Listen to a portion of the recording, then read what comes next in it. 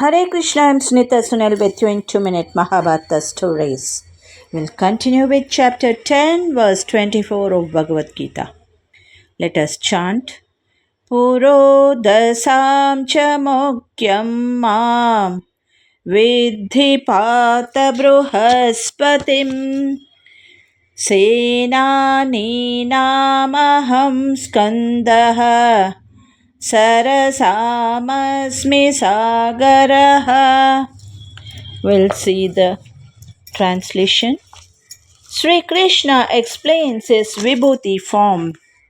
Krishna tells, I am the splendor in things splendid, the victory in battles, the resolve in the resolute, and the goodness in those who are virtuous.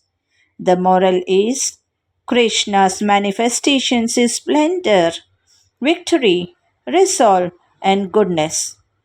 It is about recognizing divine presence in various aspects of life. Thank you. ಹರೇ ಶ್ರೀಕೃಷ್ಣ. ಶ್ರೀಮದ್ ಭಗವದ್ಗೀತೆ ಅಧ್ಯಾಯ 10 ಶ್ಲೋಕ 24. ಪುರೋದನಾಂಚ ಮುಖ್ಯಂ ಮಾಂ ವಿದ್ಧಿ ಪಾರ್ಥ ಬೃಹಸ್ಪತಿಂ ಸೇನಾನೀನಾಮಹಂ ಸ್ಕಂದಃ ಸರಸಾಮಸ್ಮಿ ಸಾಗರ. ಈ ಶ್ಲೋಕದ ಭಾವಾರ್ಥ: ಸ್ವರ್ಗಲೋಕಗಳ ಮುಖ್ಯ ದೇವತೆ ಇಂದ್ರ. ಅವನಿಗೆ ದೇವಲೋಕದ ರಾಜನೆಂದು ಹೆಸರು.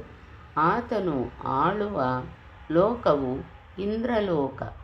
ಬೃಹಸ್ಪತಿಯು ಇಂದ್ರನ ಪುರೋಹಿತ.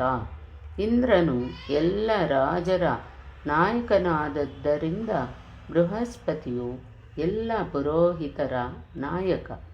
ಇಂದ್ರನು ಎಲ್ಲ ರಾಜರಲ್ಲಿ ಪ್ರಮುಖನಾದಂತೆ ಪಾರ್ವತಿ ಮತ್ತು ಶಿವರ ಮಗನಾದ ಸ್ಕಂದ ಅಥವಾ ಕಾರ್ತಿಕೇಯನು ಎಲ್ಲ ಸೈನ್ಯಾಧಿಪತಿಗಳಲ್ಲಿ ಮುಖ್ಯನು.